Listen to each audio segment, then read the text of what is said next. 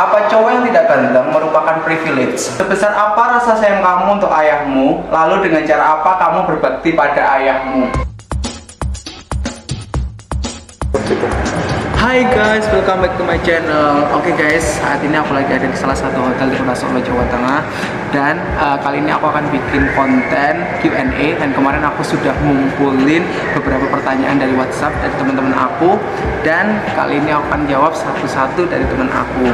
Nah, penasaran apa aja yang ditanyain oleh teman-teman aku dan gimana jawabannya? Jangan lupa stay tune. Pertanyaan pertama, ingin menikah dengan siapa? Ya tentunya dengan manusia guys, yang ada nyawanya dan berjenis kelamin perempuan. Itu aja ya, simpel ya jawabannya ya. Kalau ini pertanyaan menjebak, nggak tahu inginnya netizen itu aku jawabnya apa. Yang jelas nikahnya sama perempuan gitu, tapi nikahnya kapan aku nggak ngerti, dan jodohnya sampai saat ini juga belum ketemu. Kalau mau bantuin cari jodohnya, dipersilahkan guys. Next question is, apa cowok yang tidak ganteng merupakan privilege? Ya, ini mesti yang tanya nggak ganteng nih. Jadinya tanyanya kayak gitu, sama kayak aku ya.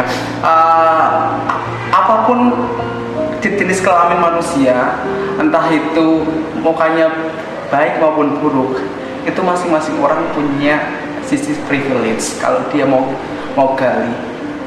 Sebenarnya setiap orang itu punya persepsi terhadap sesuatu, entah yang dilihat secara fisik atau secara non fisik. Kalau orang itu secara fisiknya tidak good looking, misal seperti itu, dia masih punya banyak sisi yang dia bisa gali, bisa tunjukkan pada orang, yang orang itu bisa notice pada kita, dan pada akhirnya itu menjadi identitas kita, menjadi sisi keunggulan kita, menjadi sisi yang kita bisa jual kepada orang lain. Itulah privilege dari kamu. Entah itu dari segi kecerdasan, entah itu dari segi keterampilan, entah itu dari segi pengetahuan atau apapun itu. Jika kamu tidak ganteng tapi kamu punya banyak privilege, itu adalah sisi positif kamu. Itu bisa kamu jual gitu. Jadi jangan pernah merasa minder ketika kamu nggak good looking. Karena masing-masing orang itu punya daya tarik terhadap orang lain, itu tidak hanya by fisik, tapi apapun itu. Kalau fisiknya ganteng, baik, tapi dia bangsa, dia bajingan, kamu mau sama orang kayak gitu? Kan nggak mungkin kan ya. Orang itu yang dicari adalah kenyamanan. Gimana kita bisa membuat orang lain nyaman, baik dengan fisik kita, baik dengan pengetahuan kita, baik dengan finansial kita misal kayak gitu. Ya, jika kamu nggak ganteng tapi kamu punya duit banyak, kamu punya kecerdasan, punya keterampilan, kamu oke di mata orang lain, tidak gantengmu bisa termaafkan, dan itu adalah privilege. Jadi yang dimaksud di sini tidak ganteng merupakan privilege, bukan kayak gitu ya. Tapi masing-masing orang punya privilege dari banyak sisi. Entah itu gantengnya, entah itu finansialnya atau kekayaannya, entah itu keterampilan, kecerdasan, relasi atau apapun itu. Masing-masing orang punya privilege. Pertanyaan selanjutnya, sebesar apa rasa sayang kamu untuk ayahmu? Lalu dengan cara apa kamu berbakti pada ayahmu? Oke, that was a good question. Sebagai seorang anak, ya kita patut untuk berbakti pada orang tua, termasuk juga ayah kita. Ya, jujurly, aku termasuk orang yang dibesarkan kurang kasih sayang dari kedua orang tua, terutama dari ayah. Tapi sebisa mungkin aku selalu untuk menghormati dan menghargai selagi itu positif dan tidak aku anggap itu adalah hal yang baik dan tidak merugikan orang dan tidak menyakiti orang. Aku akan setuju dengan apapun yang dikatakan oleh orang tua, dan aku akan mengikuti apa yang diminta oleh ayah. Itu adalah wujud bakti aku pada ayah, dan selalu menghormati, menghargai, dan tidak merepotkan. Itu aja udah cukup bagi aku. Next question is, apakah miskin itu privilege? Menurut aku ini pertanyaannya tidak jauh beda dari pertanyaan yang tadi ya. Apakah ganteng itu privilege? Ya, tidak ada manusia di dunia ini satupun yang diciptakan miskin ataupun kaya. Semua orang memang punya rezeki masing-masing, tapi miskin itu bukan takdir ya. Miskin itu bukan nasib. Dalam artian jika kau mau bekerja keras untuk mengkayakan dirimu, kamu tidak akan pernah miskin. Tapi kalau di sini miskin itu privilege, mungkin saja dalam agama jika kamu punya harta yang minim, atau katakanlah kamu punya harta gitu. Itu kamu hisapnya juga dikit, jadi kamu dosanya juga dikit. Tapi makin kaya, entah kamu dapat kekayaan itu dari mana sumbernya, itu nanti kamu akan hisapnya jauh lebih lama, karena satu barang, satu benda itu akan dihisap gitu ya. Itu kalau menurut agama ya. Jadi selagi kamu masih punya tenaga, masih punya pikiran, masih punya waktu, masih punya link, masih punya apapun, kamu masih ada kesempatan untuk kaya raya. Jadi miskin itu bukan privilege. Tapi kalau kamu pasrah, tidak mau berusaha sama sekali, ya miskin itu akan jadi makanan di hidupmu untuk selamanya. Pertanyaan selanjutnya, bagaimana menurutmu mendidik dengan keras atau sampai kekerasan dengan alasan mendisiplinkan anak? Pertanyaannya agak ribet ya, tapi aku paham maksudnya.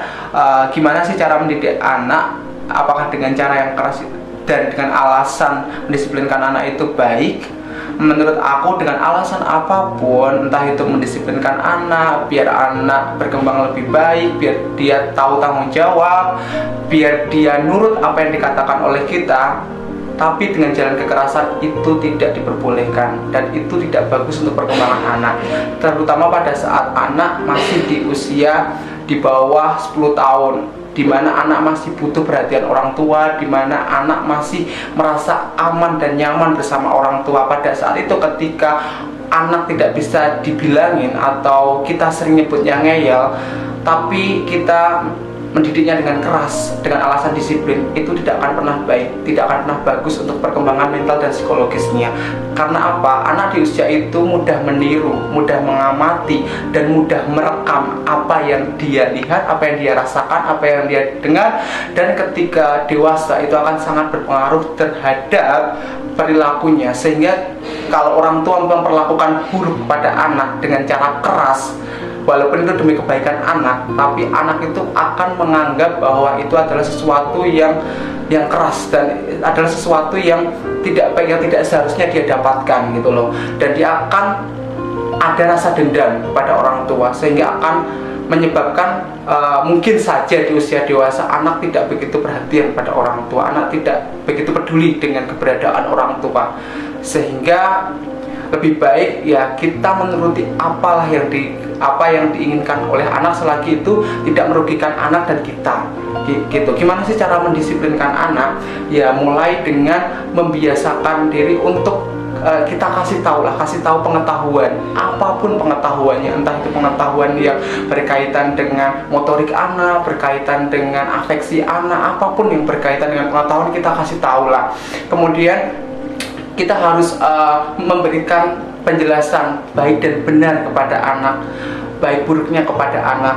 Kemudian kita bisa membikinkan sebuah jadwal kepada anak pada saat anak belum mengerti tanggung jawab, entah itu jadwalnya membantu orang tua, jadwalnya untuk belajar, jadwal untuk sekolah, jadwal untuk bermain, itu kita bikinkan jadwal. Nah, kemudian ketika anak itu lepas dari tanggung jawab dari jadwal itu, mungkin kita bisa kasih punishment atau hukuman kepada anak itu, sehingga anak itu nanti akan merasa punya tanggung jawab. Bukan berarti anak itu takut ya, enggak ya, tapi semata-mata agar anak itu punya tanggung jawab gitu. Tapi tidak boleh dengan cara kekerasan. Apapun bentuk kekerasan itu tidak diperbolehkan, tapi malah bisa dilaporkan ke KPAI. Itu ya guys, itu aja jawaban simple dari aku. Next question is, mengapa Allah menciptakan rindu? Ini pertanyaannya yang agak gimana gitu ya. Menurut aku, rindu itu dibarengi dengan rasa cinta dan rasa sayang. Jika orang tidak punya rasa cinta dan rasa sayang, dia tidak akan pernah punya rasa rindu. Jika kamu rindu sama seseorang, berarti kamu sedang mencintai dan menyayangi seseorang. Kenapa Allah menciptakan rasa rindu? Ya memang rasa rindu itu adalah sebuah rasa yang memang satu paket sama cinta dan rasa sayang. Gimana kalau kamu punya rasa cinta, rasa sayang dibarengi dengan rasa rindu, itu kamu akan merasa sempurna di dalam lautan perasaan kamu gitu loh. memang rindu itu ada karena apa? Karena ketika kamu rindu sama seseorang, berarti kamu ada koneksi sama seseorang, dan biasanya ini berhubungan dengan tali silaturahmi ya. Oke, tadi nyambung dengan jawabannya tadi ya, soalnya tadi pas memorinya habis, jadi aku harus habisin dulu. Nah, oke, tadi itu berhubungan dengan tali silaturahmi ya. Entah kita berhubungan dengan siapapun, entah itu pertemanan, persahabatan, persaudaraan.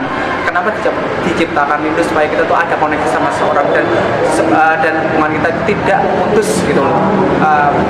Ketika kedua belah pihak saling merindukan sesuatu, itu otomatis kita akan ada keinginan untuk bertemu, dan pada saat bertemu itulah akan terjadi lebih lagi komunikasi dan lebih erat lagi tali persaudaraan. Itu yang mungkin dimaksud oleh Tuhan kita, supaya hubungan persaudaraan antara satu orang dengan orang yang lain itu tidak akan pernah putus seperti itu. So I love him. Apa hukumnya menanyakan kapan nikah dan kapan punya anak? Itu tidak ada hukumnya sama sekali ya guys. Itu hukumnya boleh, asalkan kita cuma punya toleransi dan menghargai pada seseorang yang memang belum punya jodoh atau belum dikasih kesempatan untuk nikah pada saat itu. Aku nggak mau bahas tentang kapan punya anak ya, soalnya aku sendiri juga belum nikah. Jadi aku cuma jawabnya sampai apa hukumnya menanyakan kapan nikah. Menurutku mubah atau boleh, asalkan kita bisa menghargai atau mentoleransi seseorang, itu aja udah cukup. Karena kalau kita nanyain itu aja terus menerus, lah emang kalian mau apa? Kalian mau bantu cari jodoh? Kalian mau bantu membiayain semuanya? Enggak kan? Jadi lebih baik kalau misalkan ada pertanyaan lain yang jauh lebih berbobot dan lebih berkualitas, yang bisa didiskusikan bareng-bareng, yang ada manfaatnya, ya better bahas yang lain aja daripada cuma sekedar menanyakan kapan nikah, yang itu malah akan membuat hubungan bosen, jenuh, dan renggang. Oke?